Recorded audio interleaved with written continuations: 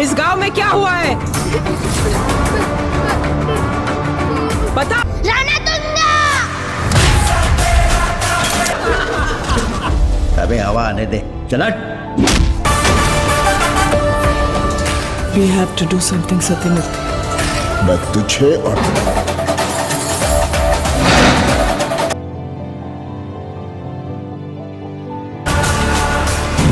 ये रणतुंगा की लंका है।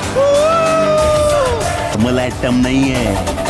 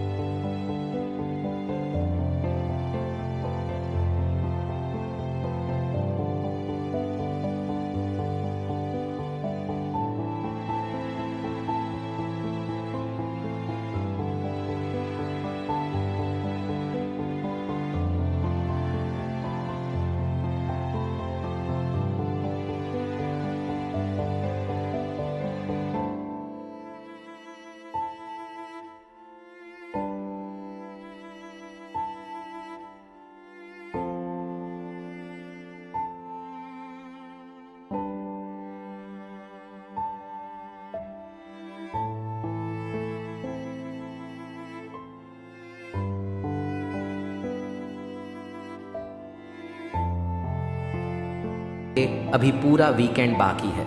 मसाला पिक्चर के दीवानों के लिए हीरो की कंटान हीरोइन छोड़ बाकी सब है भी इसमें। और ऊपर से करारी बात ये कि ये टोटल एक्शन फिल्म सिकंदर जितनी बुरी नहीं है, हाँ जवान जितनी अच्छी भी नहीं है। उस स्टैंडर्ड की ये फिल्म भी नहीं है, क्योंकि वहाँ दीपिका पादुकोण है, नयनतारा है, यहाँ उर्वशी रौतेला है, सलमान खान की सिकंदर और शाहरुख खान की जवान के बीच डोलती फिल्म है जाट। इस फिल्म की मूल आत्मा शाहरुख खान की फिल्म जवान की ही। वर्दी की शान पर फिदा रहा एक अफसर सादे कपड़ों में भ्रष्टाचार मिटाने निकला है। हाथ में जो आता है उसे ही हथियार बना लेता है। इज्जत गंवाने वाली युवतियों को वह बहन बनाता है। धरती के लिए गिड़गिड़ाती बुजुर्ग महिला को माँ बनाता है और पर्दे पर पहली बार दिखते ही वादा सा करता दिखता है संभवामी युगे युगे। गोपीचंद की कहानी फिल्म की सबसे कमजोर कड़ी फिल्म के निर्देशक गोपीचंद मलिनेनी ने अगर अपनी पढ़ाई 12वीं में ही छोड़ न दी होती तो सनी देओल की फिल्म जाट भी शाहरुख खान की जवान जैसी सुपरहिट फिल्म बन सकती थी। गोपीचंद ने शायद 7वीं 8वीं में भी नागरिक शास्त्र ठीक से नहीं पढ़ा। भारत में अभी संघीय व्यवस्था उस तरह लागू नहीं है जैसी कि अमेरिका में है। अपने राष्ट्रपति को अब भी किसी राज्य में कुछ करवाना हो तो केंद्रीय गृह मंत्रालय के जरिए ही करवाना होता है। और सीबीआई की भी अपनी सीमाएं हैं। वह ईडी नहीं है कि जहां चाहे वहां छापा मार दे। फिल्म जाट की कहानी उस दौर की लगती है जब मनमोहन देसाई की फिल्मों में 3 हीरो एक दुखिया को डायरेक्ट अपना खून दे दिया करते थे और क्लाइमैक्स में अपने अपने नाम ले लेकर गाना भी गा देते थे। लेकिन मजाल की दर्शकों को इससे कोई शिकायत हो। बस उन दिनों भारत की साक्षरता दर करीब 35% थी, जो अब ग्रामीण इलाकों तक में 75% के करीब पहुंच चुकी है। तो थोड़ा लॉजिक तो मांगता है। फिल्म की कहानी यूं है कि आंध्र प्रदेश के 2 दर्जन तटीय गांवों में लंका से आए और प्रभाकरण जैसे दिखते एक उग्रवादी के लेफ्टिनेंट रहे आतंकी ने स्थानीय नागरिकता हासिल कर गदर काट रखा है। नाम है उसका राणा तुंगा। एक माँ है, एक बीवी भी। छोटे भाई की गर्मी चाय से ज्यादा केतली गर्म वाली कहावत याद दिलाती है। राणा तुंगा साउथ का डॉन है, नेताओं का आशीर्वाद है, पुलिस उसके तलवे चाटती है। पैसा उसको एक इंटरनेशनल माफिया दे रहा है। क्यों दे रहा है ये फिल्म देखकर जाने तो ठीक रहेगा। 150 करोड़ की आबादी वाले देश में ये सब चल रहा है और किसी को कानो कान खबर ही नहीं है। इडली गिरा दी तो सॉरी बोल बात समझने वाली यहाँ ये है कि फिल्म जाट की कहानी दर्शकों के गले नहीं उतरती। 50 साल पुराने भारत की सी इस कहानी का नए भारत का से कोई लेना देना नहीं दिखता, सिवाय इसके कि आंध्र प्रदेश के गांव से चला एक निजी कंपनी से भेजा गया कोरियर 24 घंटे में दिल्ली पहुंच जाता है। सरकारी स्पीड पोस्ट से भेजी गई चिट्ठी अब भी इस देश में पहुंचने में 3-4 दिन लगाती है। राष्ट्रपति के सामने जो पैकेट पहुंचा है उसमें एक बच्ची की चिट्ठी है जो मदद मांग रही है। राष्ट्रपति के आदेश पर मौके पर जांच करने जब तक सीबीआई अफसर पहुंचे, उस बीच अयोध्या से लौट रही ट्रेन में सफ़र कर रहा एक 2.5 किलो के हाथ वाला जाट बदमाशों की सिर्फ इसलिए धुलाई करता रहता है कि उन्होंने उसकी इडली की प्लेट गिराकर सॉरी नहीं बोला। आधी पिक्चर इस सॉरी बोल पुराण में गुजर जाती है। इंटरवल के बाद निर्देशक को याद आता है कि फिल्म में एक कहानी भी होनी चाहिए, एक डांस आइटम भी होना चाहिए और जाट शब्द जाति सूचक न लगे तो हीरो की एक फ्लैशबैक स्टोरी भी होनी चाहिए। बस फिल्म यहीं लड़खड़ा जाती है। बेबी जॉन का कोई गाना आपको याद आ रहा हो तो याद रखिए कि उस फिल्म के म्यूजिक डायरेक्टर थमन एस ने ही जाट का भी म्यूजिक दिया है। नहीं याद आ रहा तो कोई बात नहीं, याद इस फिल्म का भी कोई गाना आपको नहीं रहने वाला। पुष्पा वालों ने सनी के नाम पर लगाया पैसा। पुष्पा फ्रेंचाइजी बनाने वाली कंपनी मैत्री मूवी मेकर्स ने जो सोचकर इस फिल्म में पैसा लगाया होगा, उस सोच के हिसाब से वह मुनाफा कमा ही चुके होंगे।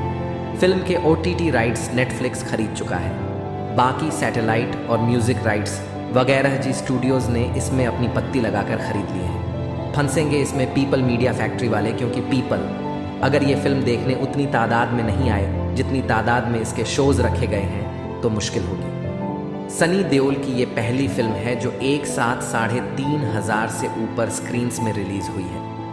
कोई 100 करोड़ रुपए में बनी इस फिल्म की ओपनिंग अगर 20 करोड़ के ऊपर हो गई तो ही इसकी नया पार लगेगी, लेकिन ऐसा होता दिख नहीं रहा। फिल्म जाट की ब्रांडिंग खराब करने में थोड़ा योगदान उर्वशी रौतेला का भी रहेगा, जिनके आइटम सॉन्ग ने एक अच्छी खासी ए लिस्टर फिल्म को बी ग्रेड जैसी मूवी बना दिया है। 67 साल के हो चुके सनी देओल को बार बार स्लो मोशन में दिखाना फिल्म निर्देशक की मजबूरी है या वाकई सनी देओल एक बार में 100 कदम सीधे नहीं चल सकते, ये गोपी चंद मलिनेनी ही बता सकते हैं। लेकिन अगर पूरी फिल्म से स्लो मोशन के शॉट्स निकाल दिए जाएं तो ये फिल्म 90 मिनट की बढ़िया एक्शन फिल्म बन सकती है। कुल मिलाकर इसमें 4 एक्शन डायरेक्टर हैं, साउथ वाले राम लक्ष्मण हैं, पीटर हाइन भी हैं, और सब ने मिलकर आपस में फिल्म के कोई 2 दर्जन एक्शन सीक्वेंस में से 6 बांट लिए दिखते हैं। अब इस फिल्म में कहानी बस इन सारे एक्शन सीन्स को जोड़ने के लिए चाहिए, और ये कहानी चूंकि शीर शासन की तरह खुलती चलती है, लिहाजा दर्शकों के मन में तनाव बढ़ते रहना लाजिमी है। दर्शक सनी देओल की एंट्री आदि पर तालियां बजाएंगे या नहीं, इस पर शक हुआ तो निर्देशन ने इसका इंतजाम फिल्म में ही कर दिया है।